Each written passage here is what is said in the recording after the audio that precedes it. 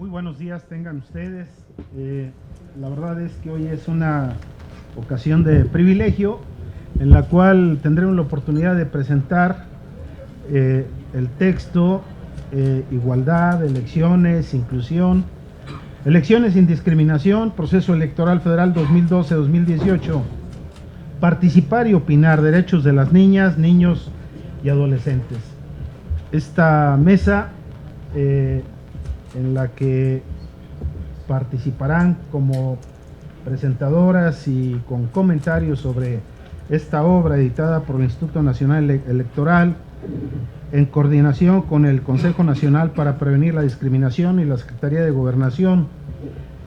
Participan en ella la maestra, la doctora María Teresa de Jesús González Luna Corbera, una persona por todos ustedes conocida, es consejera electoral, especialista en derechos humanos, conocedora de a profundidad de derechos humanos, y por supuesto la intervención de la maestra Alejandra Haas, presidenta de CONAPRED, indiscutiblemente también de las personas más conocedoras de esta materia tan importante, la de derechos humanos. Y por supuesto también participa con comentarios la maestra Pamela San Martín Ríos y Valles, consejera electoral del Consejo General del Instituto Nacional Electoral, que también de derechos humanos sabe y sabe mucho.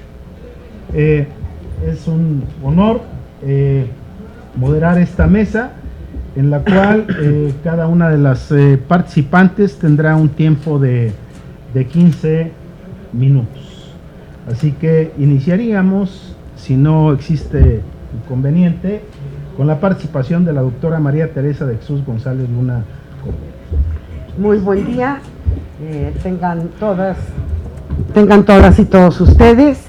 Realmente es un gusto, es un privilegio compartir esta mesa y es un gusto poder presentar este cuaderno, el cuaderno número 4 de la Guía de Acción Pública Electoral, dedicada a niñas, niños y adolescentes y a sus derechos que tienen que ver con la participación, con la presencia y con su voz en los espacios públicos, en los espacios de socialización en los que se desenvuelven y en donde se juegan también día con día sus derechos. Yo creo que hay muchos motivos para celebrar esta publicación. Esta publicación, que consta de 4 cuadernos, fue impulsada en un esfuerzo institucional que me parece que hay que destacar, del Instituto Nacional Electoral y del Consejo Nacional para Prevenir la Discriminación, con motivo del proceso electoral federal que acabamos de vivir en el país. Es un esfuerzo institucional por contribuir a lograr la realización de procesos electorales sin discriminación e ir avanzando en aquellas medidas, en aquellas prácticas que garanticen el ejercicio de derechos de toda la ciudadanía. Los 3 primeros cuadernos están, digamos, dedicados y están dirigidos como público destinatario a toda la ciudadanía, es decir, a las personas mayores de edad que tienen sus derechos políticos, digamos, completos, todo el esquema de derechos políticos, y que en las elecciones es el lugar, es el momento, es el contexto y la gran oportunidad de ejercer los 2 básicos, ¿no? El derecho al voto y el derecho a ser votado, con el conjunto de derechos y de precondiciones que permiten que esos derechos se cumplan a plenitud. Estos cuadernos, los 3 primeros, digamos, que hablan de los derechos de los ciudadanos en las elecciones, están organizados en función del proceso electoral y desde ahí se mira cada procedimiento, los distintos contextos, las distintas etapas del proceso electoral con una mirada antidiscriminatoria, lo que significa que es ir buscando en esas prácticas electorales reguladas, normadas, digamos hasta con rutinas ya históricas y procedimientos institucionales muy establecidos, prácticas que garanticen la inclusión y una participación en condiciones de igualdad de toda la ciudadanía, en las distintas funciones que están implicadas en el proceso electoral. Pero esta colección tiene la gran cualidad de cerrar con broche de oro, y me parece que es este cuaderno dirigido a niñas, niños y adolescentes, y desde luego a las personas adultas que convivimos con ellos, con diferentes papeles en la vida de las personas menores de 18 años.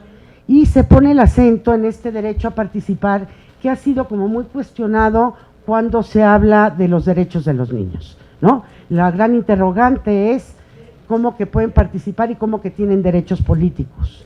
El único derecho que no tienen es el derecho a votar y a ser votado en elecciones constitucionales.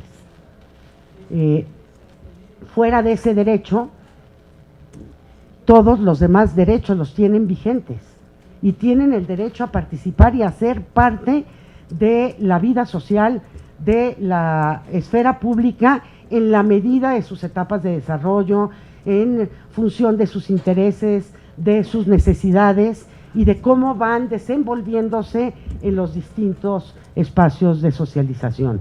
Pero pueden participar y tienen el derecho a participar con su voz, tienen derecho a participar con su opinión y a decir qué les gusta y qué no les gusta, qué les parece y qué no les parece sobre la vida y sobre lo que les está tocando vivir, ¿no?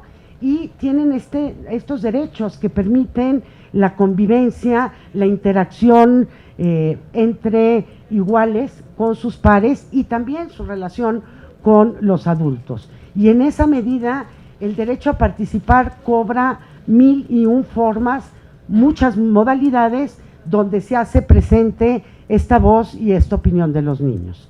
Lo que se advierte también, y esto es una advertencia y una alerta para las personas adultas, para las instituciones, es que esta voz de los niños tiene que ser no solamente, digamos, de alguna manera escuchada, tiene que ser escuchada pero con atención, tiene que ser escuchada con algún tipo de resultado, de tal manera que esta intervención y que esta incidencia de los niños tenga algún efecto y alguna implicación en su entorno inmediato y en su vida también muy cotidiana, ¿no?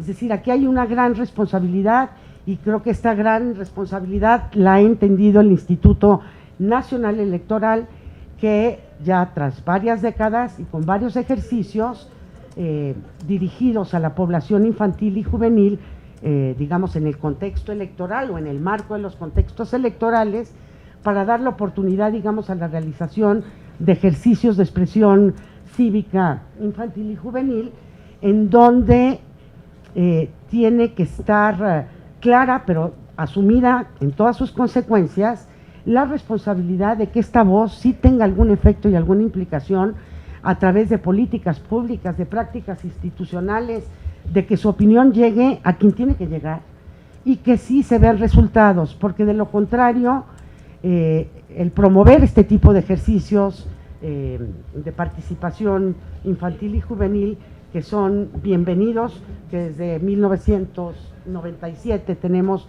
esa oportunidad en nuestro país, podemos, lejos de incentivar la participación y de darle toda esta fuerza a los derechos de la niñez, podemos, con el papel, digamos, no claro y no, digamos, con todas sus consecuencias de las instituciones, lejos de promover, podemos desencantar y podemos desanimar la participación de niñas, niños y adolescentes. Así, bueno, pues hay que, creo yo, dar bienvenida a este cuaderno, que además acompaña y acompañó esta consulta infantil y juvenil 2018, que bueno, hace unos días acaban de cerrar, ¿no? Las casillas, los lugares de votación y de expresión, y que deberemos de estar atentos a los resultados y a ver qué es lo que están diciendo este grupo de población que de manera histórica, de manera sistemática, ha sido objeto de diferentes y diversas prácticas discriminatorias por razones de edad, ¿no? Para empezar, por razones de edad. Esta condición de la edad en donde se considera a niños, niñas y adolescentes como menores de edad, y menores en todo, y menores en derechos, y menores en oportunidades, y menores en las cuestiones que resultan importantes y significativas en la vida de cualquier persona, independientemente de la edad. Y si a la edad le cruzamos otras variables, otras condiciones de vida, hay grupos de la población infantil y juvenil en México que padecen prácticas discriminatorias, que padecen de exclusión por esta condición de ser niño con alguna otra combinada, como indígena, como mujer, como niño o niña con discapacidad. En fin, podemos complejizar esta situación que viven la niñez en México. Bueno, pues hay que darle, yo creo que vuelo a estas participaciones de niñas, niños y adolescentes, ahora con la consulta, pero también en los distintos espacios educativos, espacios de socialización, donde estos niños, digamos, ven desarrollarse o desarrollar y potencializar pues el conjunto y cada uno de los derechos que tienen. Y ojo, es importante hacer énfasis en este derecho a participar, que desde luego también es un derecho básico, un derecho fundamental de este grupo de población. Pues sin más, creo que es oportunidad también de compartir la conversación y la presentación de este cuaderno con Pamela y con Alejandra. Muchísimas gracias. Muchas gracias, doctora María Teresa de Jesús González Luna. Gracias por sus comentarios a la obra que se ha escrito, que es una aportación muy importante, muy interesante para conocer sobre la naturaleza de las niñas y los niños y los jóvenes de México, y particularmente a mí me llama la atención este tema relacionado con la discriminación de niñas y niños. Me parece que es una voz de alerta para ir creando conciencia para el efecto de evitar que se siga manifestando ese flagelo. A continuación vamos a escuchar con gran interés la intervención de la maestra Alejandra Haas, presidenta de CONAPRED. Lo haremos con una gran atención. Muchísimas gracias a todas y todos, bienvenidos, gracias por estar aquí. Bueno, yo creo que podemos partir de algunos datos y algunas cifras para seguirle el hilo de lo que acaba de decir la doctora González Luna. Efectivamente, esta publicación del Instituto Nacional Electoral y del CONAPRED específicamente se centra en los derechos de las niñas, niños y adolescentes en los contextos electorales, cosa que puede parecer extraña justo por lo que decía Tere. Asumimos que porque son niñas y niños y porque, de acuerdo con la Constitución, no pueden participar en la elección, parecería como que entonces ya no tienen nada que decir sobre las decisiones públicas, sobre la política pública, sobre la legislación.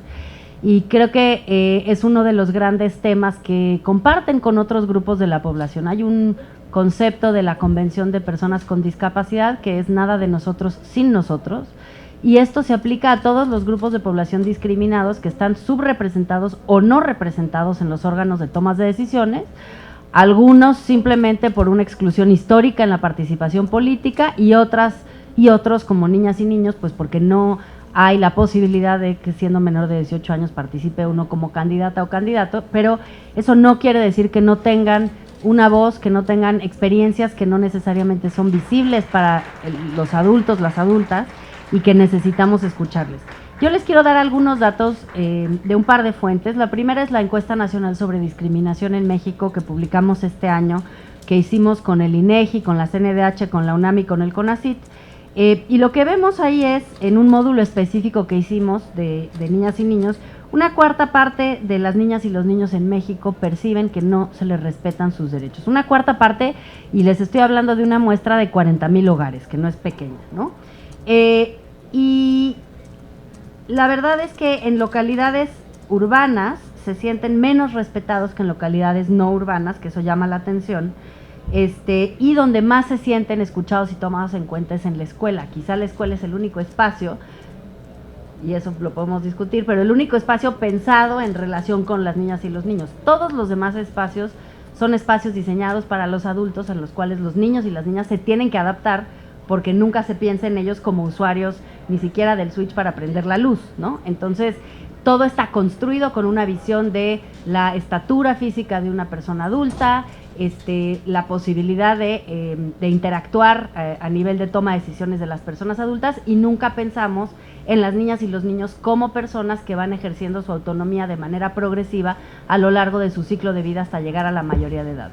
Es decir, que en esta lógica de dividir a la población entre 0 a 18 y 18 y más, pecamos de una problemática, que es justo que no vemos a las niñas y a los niños como personas que van evolucionando en términos de su desarrollo y que van pudiendo ejercer cierto grado de autonomía a lo largo de su ciclo de vida. Quiero destacar un par de datos preocupantes de la encuesta. 7 de cada 10 niñas y niños en la encuesta, la ENADIS, señaló que tenía miedo, tristeza o enojo en presencia de la policía. Y yo creo que esto nos debe de hacer reflexionar acerca de qué tipo de instituciones construimos y cómo les estamos transmitiendo a las niñas y a los niños pues su cercanía con esas instituciones, la función de esas instituciones en relación con ellos mismos y su vínculo, ¿no? ¿Para qué están ahí instituciones como la policía, que debieran ser un referente para que las niñas y los niños se sintieran seguros y no al contrario, que sintieran mayoritariamente miedo frente a los policías?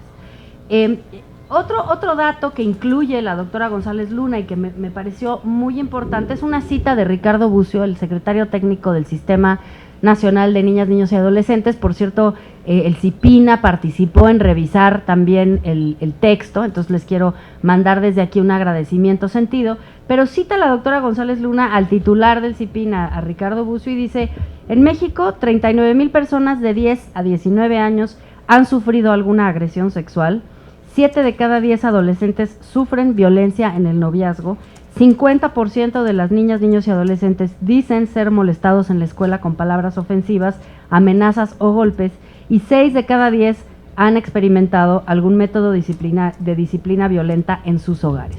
Son cifras realmente escalofriantes, pero la razón por la que las traigo a colación es porque justamente, y ya lo habló también la doctora, y se trata en el libro, es una de las cosas que se abordan, es el tema de la importancia de consultar. No tendríamos estos datos y no sabríamos el estado de cosas si no les preguntáramos a las niñas y a los niños qué sienten, cómo ven, cómo viven ellas y ellos la situación de discriminación, el acceso a sus derechos, sus posibilidades de expresarse y cuáles son las prioridades que tienen ellas y ellos y cómo ven el mundo. Y en ese sentido, no tener información es como, digamos, el pecado original, porque justamente tomamos decisiones que las afectan y los afectan.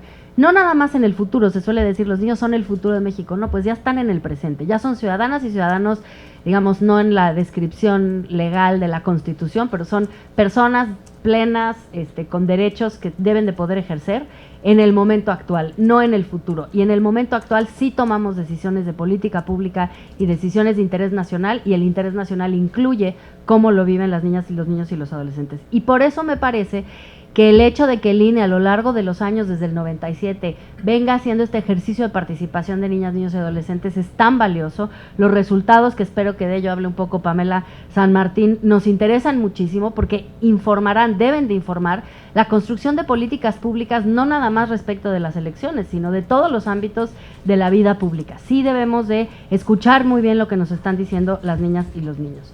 Además, quisiera decir que, ya para cerrar, el libro habla de otro tema, todos son temas conexos, no es que sean capítulos que no se conecten, pero un tema, al final del libro habla acerca del tema de la educación cívica. y los grandes desafíos que tenemos en materia de educación cívica, y como bien dice en el libro la doctora González Luna, es obligación tanto del CONAPRED como del INE, cada día mejorar el acercamiento o el desarrollo de la educación cívica para no nada más prevenir la discriminación, prevenir la violación de derechos, sino también construir ciudadanía, y se construye desde la infancia. Aquí ella pone una cita de la organización Save the Children que me pareció muy emblemática de lo que tenemos que buscar con eso. Dice: la asimilación de la cultura política democrática en las niñas y los niños, la construcción de ciudadanía infantil y el aprecio a los principios y valores que la sustentan son producto de un proceso de aprendizaje que no solo exige su conocimiento, sino también su práctica. Para lograr esto se requiere eliminar los prejuicios adultos sobre la participación infantil, desterrando las prácticas autoritarias y adultocéntricas que han prevalecido históricamente en la relación, en el trato, en la educación y en general en la socialización de las niñas y de los niños. Con lo cual, creo que el mensaje que nos está mandando esta cita es, por supuesto, que la educación cívica tiene que tener su componente infantil y juvenil. Ahí se pueden, digamos, asentar los inicios de los principios de la democracia y por qué es valiosa la democracia. Tema no menor en un momento en donde hay mucha suspicacia respecto de si la democracia realmente le está aportando más acceso a los derechos a las personas. Creo que lo podemos ver en las encuestas de confianza en la democracia, que no estamos muy bien en ningún lugar del mundo. Pero no solo eso, sino también cuando se hace educación cívica, que la educación cívica sirva para que quienes toman decisiones, que son personas adultas, consideren la visión de las niñas y los niños, aunque no sean votantes específicamente. Entonces, creo que es un libro muy completo y realmente completa nuestra colección de 4 tomos que hicimos con el INE, y le quiero agradecer a la doctora por todo el trabajo que puso en esta obra y en las otras 3, y bueno, invitarles a que la revisen y que la lean. Muchísimas gracias.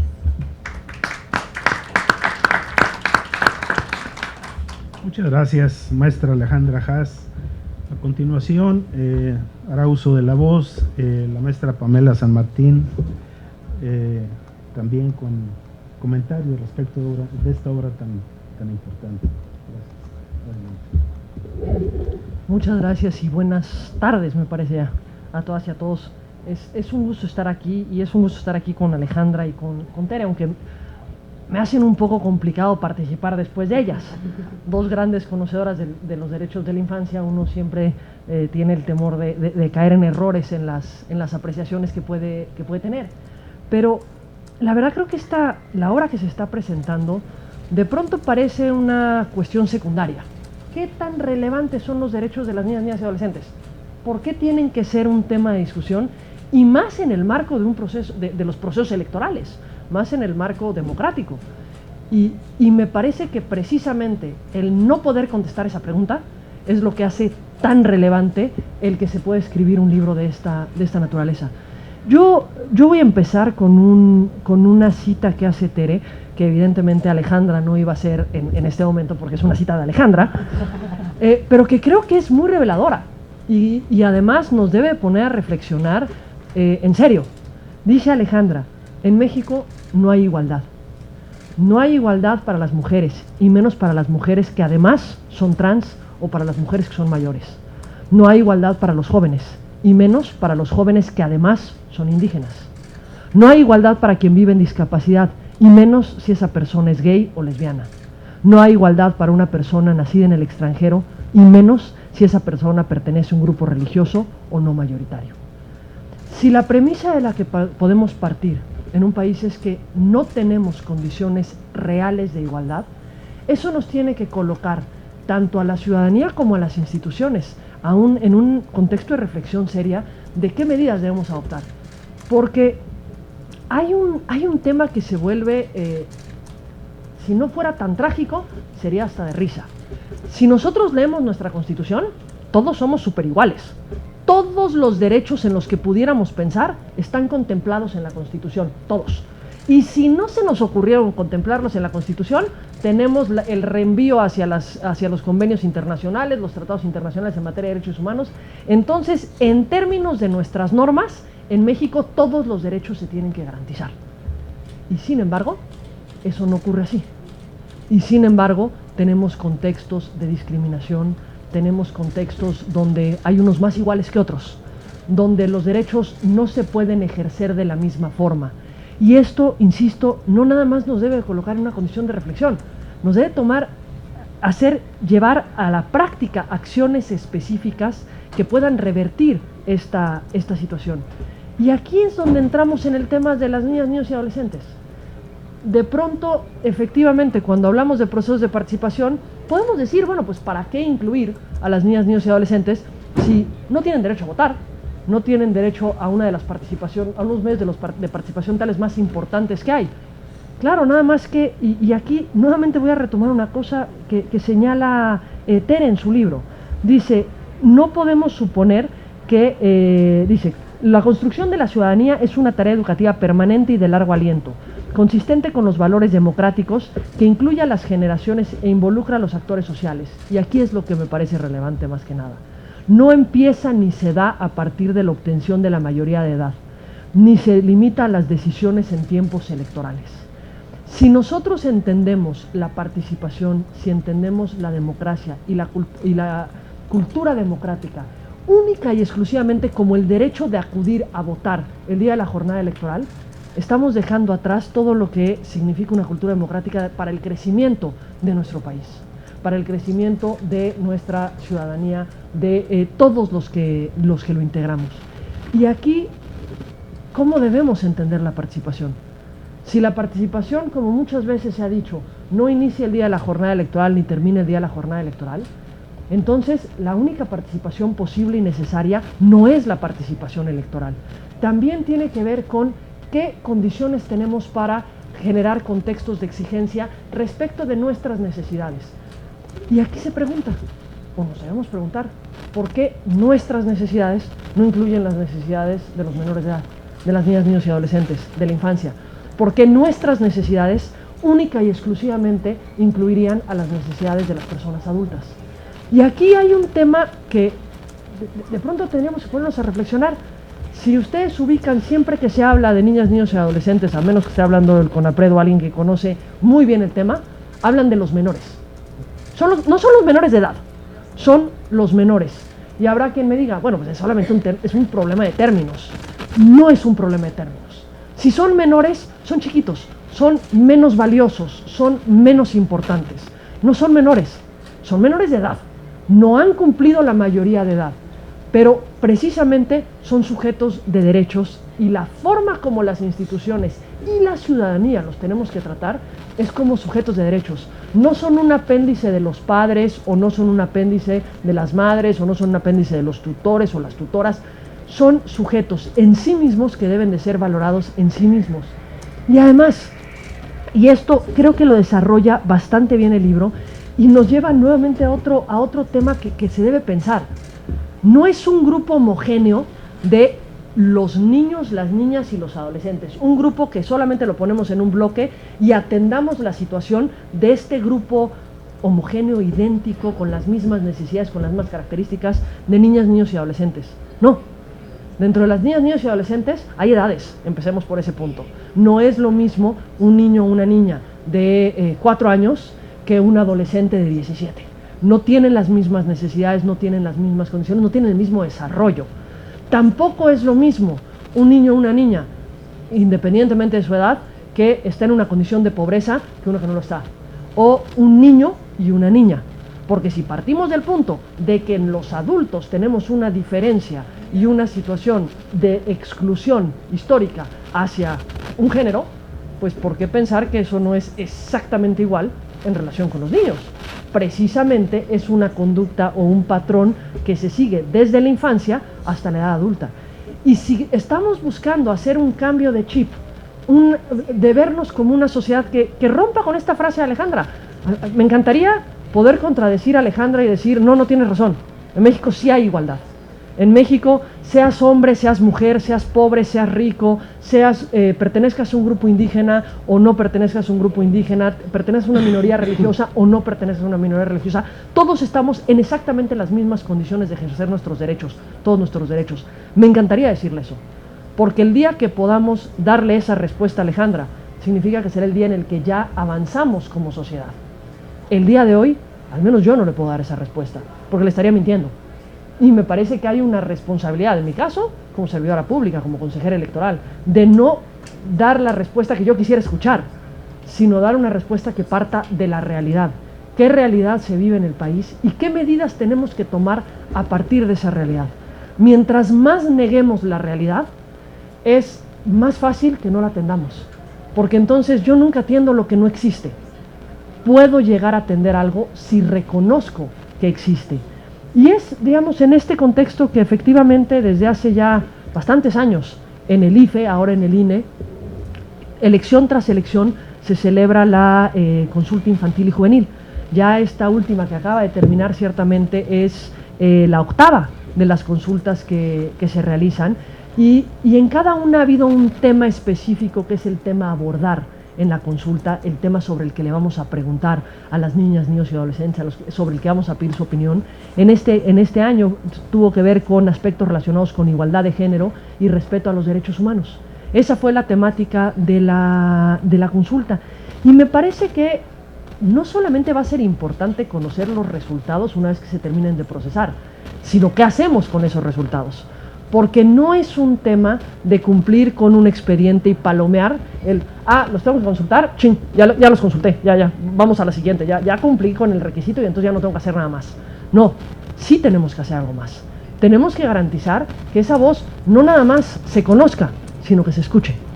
Que esa voz traiga consecuencias, que se generen cambios y políticas, no solamente que digan tan bonito como dicen nuestras leyes, tan bonito como dice nuestra Constitución o tan bonito como dice la Convención de los Derechos del Niño, la niña, que todos tienen derecho y todas tienen derecho a todo. No es solamente una prescripción normativa, es cómo generamos condiciones para que esto se convierta no en una aspiración, sino en una realidad. Y me parece que en el caso de la consulta que acaba de concluir, hay ciertos datos que son relevantes. En primer lugar, tuvimos una participación de más de 5 millones de niñas y niños y adolescentes participando en la consulta. Es la consulta que ha tenido el mayor índice de participación de todas las que se han realizado. En esta ocasión tuvimos la característica de que se pusieron casillas en plazas, más de 17,000 casillas, e incluso también se acudió a las escuelas.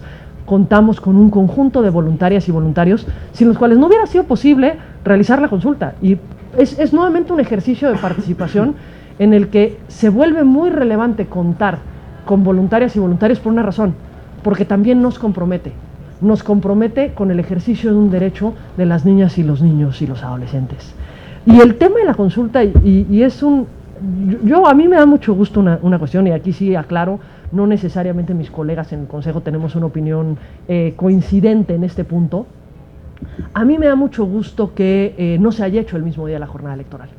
En ocasiones, esto sí ha sido variopinto en las consultas. A veces se hace en el día de la jornada electoral, a veces no se hace en el día de la jornada electoral. Lo que nunca había pasado es que se hiciera hasta noviembre, porque generalmente se hacía el día del niño o se hacía el día de la jornada electoral. Yo siempre he sido partidaria que no se haga el día de la jornada electoral, y hay una razón de fondo muy simple. Porque el día de la jornada electoral es un día en el que la preocupación es la preocupación de los adultos. El día de la consulta infantil y juvenil, el tema central no debemos ser los adultos. El tema central deben de ser las niñas y los niños. Ellas y ellos, ese día debe de ser su día para poder acudir, para poder participar, debe estar rodeado de una discusión en torno a ellas y a ellos, a sus necesidades. Porque bien dice Tere en el libro, a lo largo de él, dicen, a ver, no es solamente pedirles su opinión. Para que puedan participar, tienen que tener información también. No es nada más de llego, te doy un papel y a ver, dime qué opinas, y ya entonces lo llenas y con eso otra vez, check, ya cumplimos con la obligación. Sino es qué contexto se genera, y me parece que si se desfasa de la jornada electoral, ayuda.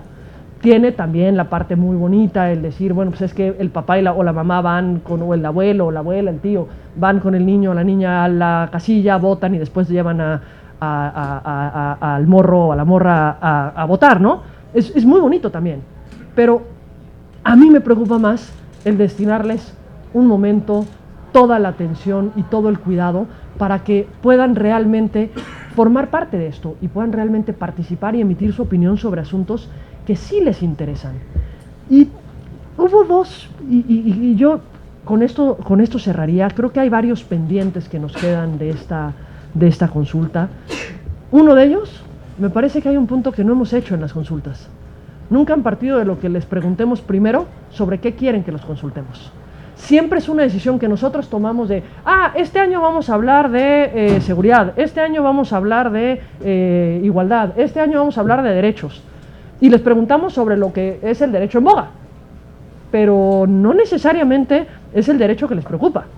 Y si lo que estamos buscando es un contexto de participación de las niñas y los niños, de los adolescentes, pues sería lindo gesto que todo partiera de qué es lo que les preocupa a ellas y a ellos, sobre qué quieren que les consultemos.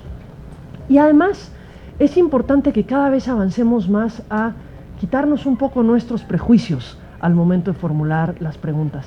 ¿Y a qué me refiero? Hubo una amplia discusión cuando se aprobaron propiamente las preguntas, y además esa discusión trascendió durante el momento en el que se estuvo aplicando la consulta, en cuanto a una pregunta específica.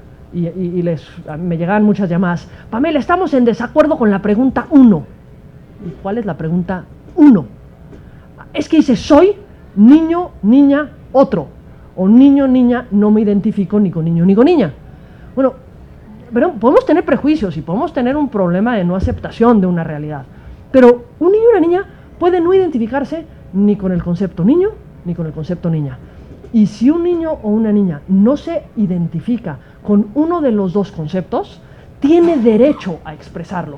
Y no podemos, como adultos, decidir, no, es que le vamos a generar confusión, pobrecito, pobrecita, entonces mejor dejémoslo en un número cerrado, aunque esto signifique excluir a un sector. Porque tuvimos más de 60 y tantas mil respuestas de otro, Y puede ser que algunos hayan sido confusión, porque alguien dice, no, es que fue confusión. Difícilmente 67.000 fueron confusión.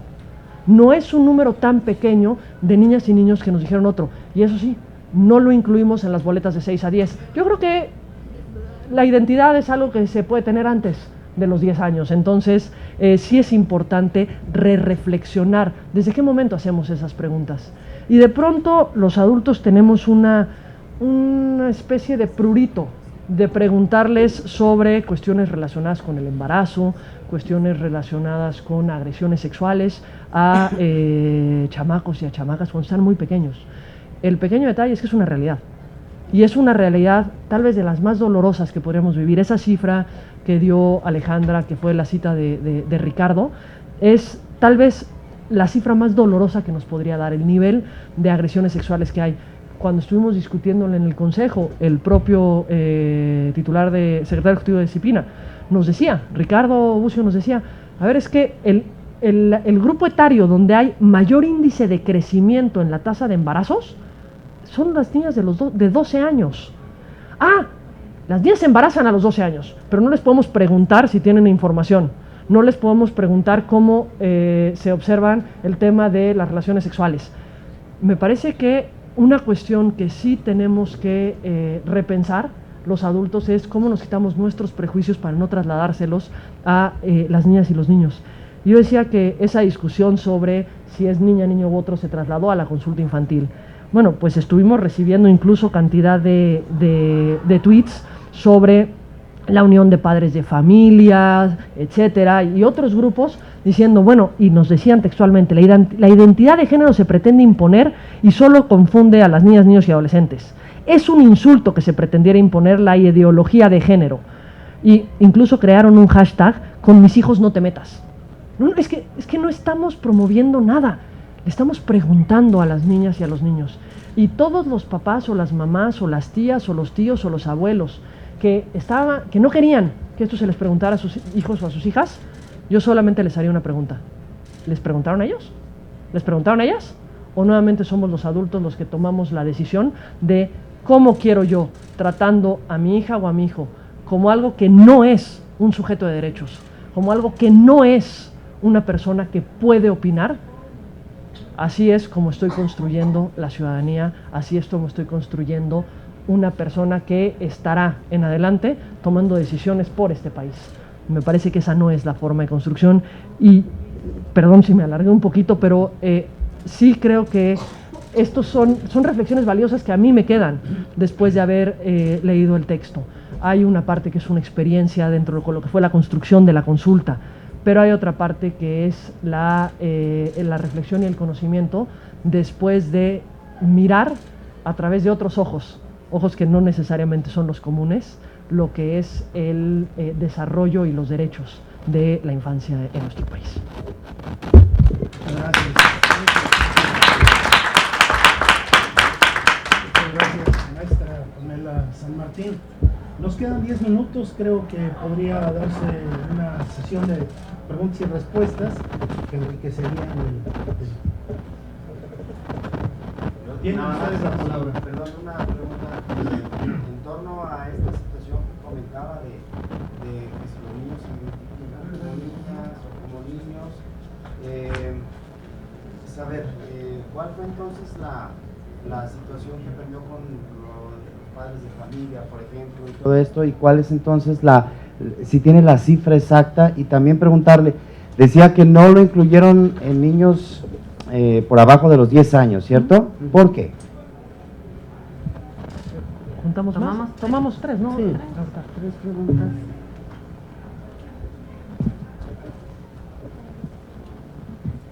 Me parece formidable el ejercicio y también que se escucha a los niños y a las niñas adolescentes que sin duda son parte de la realidad y tienen mucho que aportar.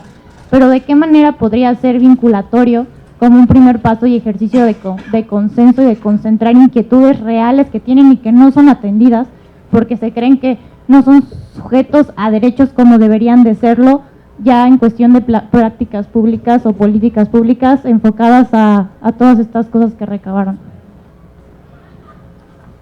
¿Alguna otra intervención?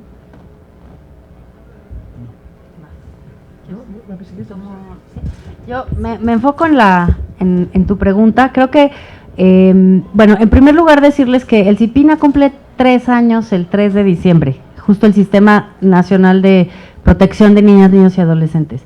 Y es un cambio muy importante. La Ley de Protección de Niñas, Niños y Adolescentes de hace unos años que dio lugar a la creación del sistema es un avance muy importante en la política pública de nuestro país, porque antes el tema de infancia pues lo ven un montón de instituciones, un poco salud, un poco educación, un poco las secretarías locales, en fin, el DIF, ¿no? Había una serie de instituciones, pero no había articulación de la política pública. Entonces creo que el primer gran avance de política pública es el CIPINA, creado además bajo un marco de derechos y no con un enfoque asistencialista, que es un cambio importante. Y el segundo es este tema de el tema de la participación, que por supuesto esta encuesta tiene, esta consulta infantil tiene una magnitud incomparable, pero sí quiero decir que el CIPINA con otras instancias, dependiendo de las temáticas, nosotros con APRED, por ejemplo, ahora tenemos una en línea con ellos sobre niños y niñas y el tema migratorio, pero constantemente se está haciendo el ejercicio de consultar y de preguntar y de visibilizar.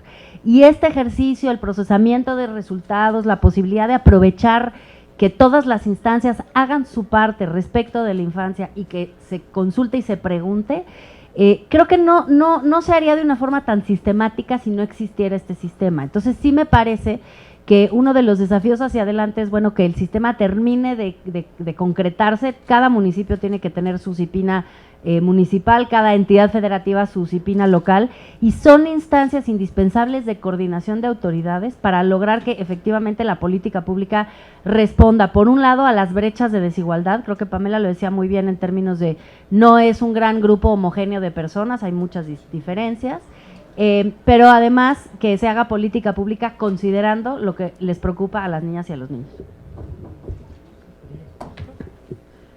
Yo solamente, para dar respuesta a la pregunta.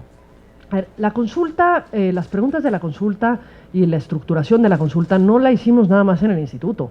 Evidentemente estuvimos acompañados de expertas y expertos del CIPINA, de UNICEF, precisamente para poder abordar estos temas. Y hubo una discusión en el seno del Consejo General ya al momento de aprobar las respuestas. Efectivamente, en la boleta, las boletas se dividen en 3, digamos, hay 3 grupos etarios. La primera de 6 a 9 años, la segunda de 10 a 13 años, la tercera de 14 a 17 años.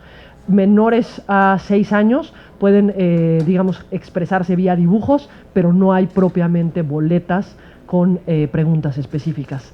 En el caso de lo que se aprobó para esta consulta, esa pregunta sí se formuló en las boletas de 6 a 17 años, es decir, en los dos grupos que van de 6 a 17 años. La mayoría del Consejo General tomó la decisión de que no se incluyera en la boleta de 6 a 9 años, bajo el argumento de que podía generar confusión en las niñas y los niños. La postura que yo sostengo, y yo estuve evidentemente a favor de que sí se incluyera en las tres boletas, es que no es una cuestión de generar confusión, es una cuestión de explicar si es que va a generar confusión, y dos, también de respetar, de incluir las diferencias y no partir del desconocimiento de las diferencias por parte de las niñas y los niños. Hubieron estos señalamientos en torno a que se hacía mal al incluir esa respuesta por parte de un conjunto de personas, de padres de familia, etcétera, y pues la decisión fue de cada quien si se llevó a las niñas y a los niños a participar o no. Pero me parece que quien haya decidido no llevar a su hija o a su hijo a participar solo porque había una pregunta que le incomodaba, en lugar de darle una explicación respecto de esa pregunta que le incomodaba, lo que hizo fue privar a su hija o a su hijo de la posibilidad de participar.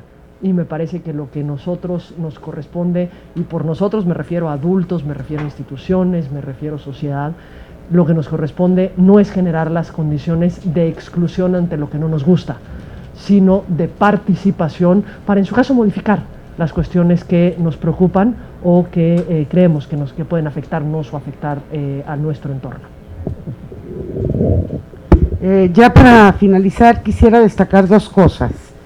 El resultado de la consulta infantil y juvenil, que de alguna manera también se relata aquí su proceso de construcción, claramente es una construcción colectiva, y creo que es otro de los datos a destacar, cómo esta consulta y cómo incluso los mismos cuadernos de la Guía de Acción Pública Electoral forman parte de una discusión y de un debate que creo que apenas inicia, ¿no?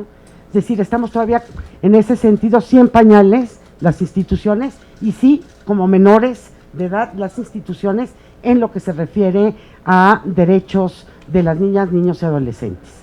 La buena noticia es que se dé lugar al debate, a la deliberación, porque hay posturas encontradas, porque tenemos que considerar que tenemos un patrón en donde consideramos y considerábamos antes de manera mucho más acentuada que el asunto de los niños, que el asunto de los menores, entre comillas, era el asunto de los adultos como si fuera casi propiedad.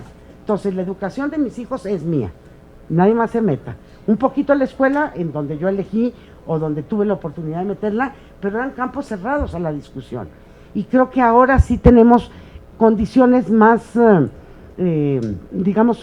más adecuadas, que ofrecen mayores oportunidades a discutir, a deliberar sobre lo que ocurre con este grupo de población, pero este grupo de población que debe y puede y tiene todo el derecho a opinar y a formar parte también de esa discusión.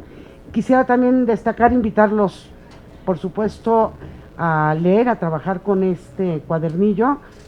Todos siempre tenemos relación e interacción con niñas, niños y adolescentes, y creo que puede dar luces, ¿no? Sobre todo a educadores y a los distintos agentes que de manera, digamos, cotidiana, y sobre todo si se trata institucional, estamos en interacción con los niños y las niñas. Es una publicación que está disponible, por supuesto, su versión impresa aquí mismo, pero que los invitamos también a consultar y a difundir a través, está en las páginas de internet del Consejo Nacional para Prevenir la Discriminación y del Instituto Nacional Electoral, digamos, para que sea accesible a cualquier persona que esté interesada en la temática. Y muchísimas gracias por su atención. Gracias a todas y todos ustedes, asistentes a este evento de presentación del texto número 4, relacionado con el tema de los derechos de las niñas, niños y adolescentes. Esta serie, Igualdad, Elecciones, Inclusión. Gracias, maestra Alejandra Haas.